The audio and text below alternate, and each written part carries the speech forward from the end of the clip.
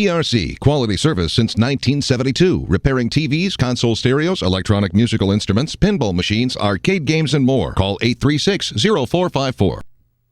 This is James Spann with the Weather Xtreme video. This is for Friday, the 29th of February. It's Leap Day and the end of meteorological winter today.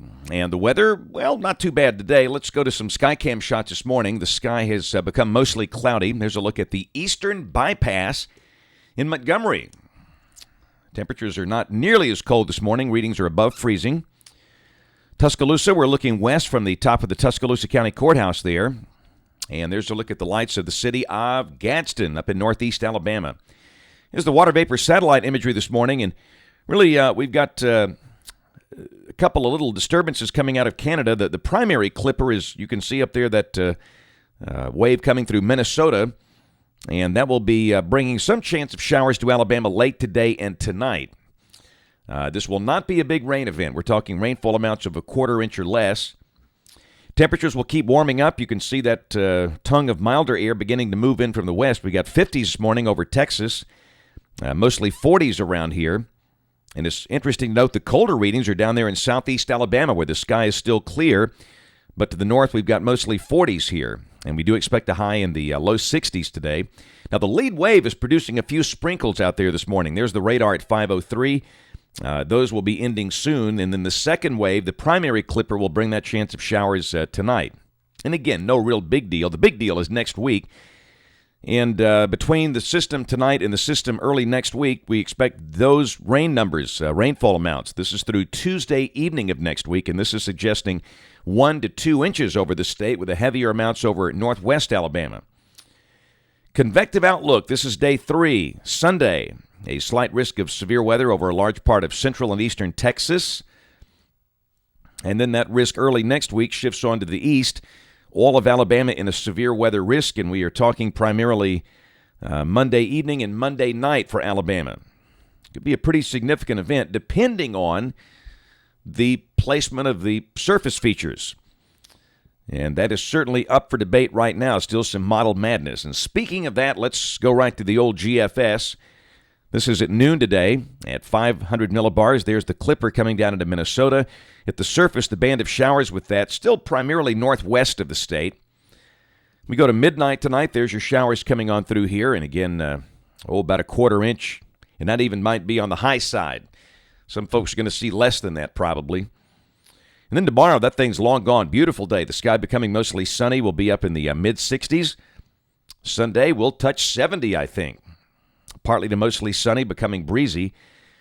And then Monday of next week, there's your big trough. And watch what happens with the southern segment. Let's go to Tuesday.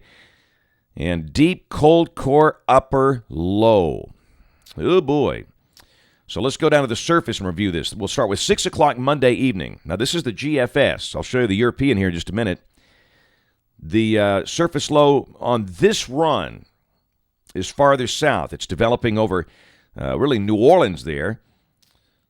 Midnight Monday night, the surface low is over southwest Alabama. And that would be around Demopolis.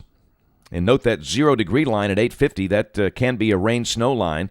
That's suggesting some snow back in Arkansas and Louisiana. 6 o'clock Tuesday morning, deepening surface low is located in the, around Fort Payne and Rome, Georgia.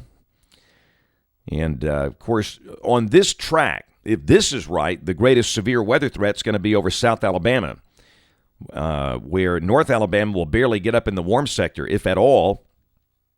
And if this is right, there would be some snow falling at 6 o'clock Tuesday morning in places like Memphis and Greenville, Mississippi. We'll go to noon on Tuesday, and the surface low is moving north up on the Tennessee-Kentucky border. And that would suggest wraparound instability snow showers on Tuesday. But no accumulating snow here. And then 6 o'clock Tuesday evening, the surface low continues to pull off to the north, and the snow showers will be tapering off. But let's look at the European, and pretty big difference there. This is valid at Tuesday morning at 6 o'clock, and this thing has the surface low near Paducah, Kentucky, and that would suggest a big severe weather problem. So you can see we've got a big discrepancy between the GFS and the European.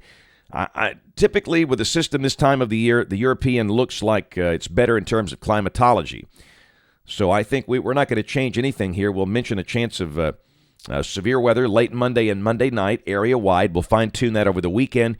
And then a chance of the snow showers on Tuesday, as we are right underneath that cold core.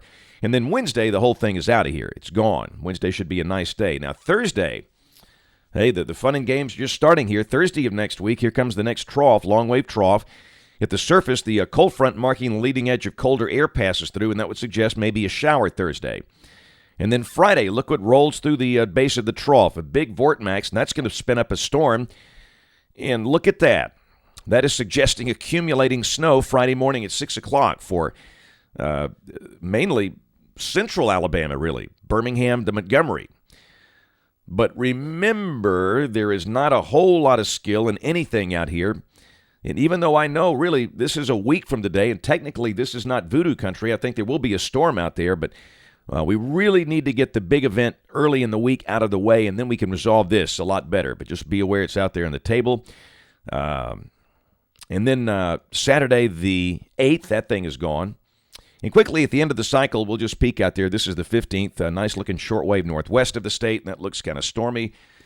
And again, I think active and changeable is the key for the foreseeable future. That's it for the Weather Extreme video this morning. Notes on the blog. The next video here by 3:30 today. And, of course, we invite you to watch us on television this evening, ABC 3340 News at 5, 6, and 10 o'clock. Again, thanks for watching. Have a wonderful Friday, and God bless.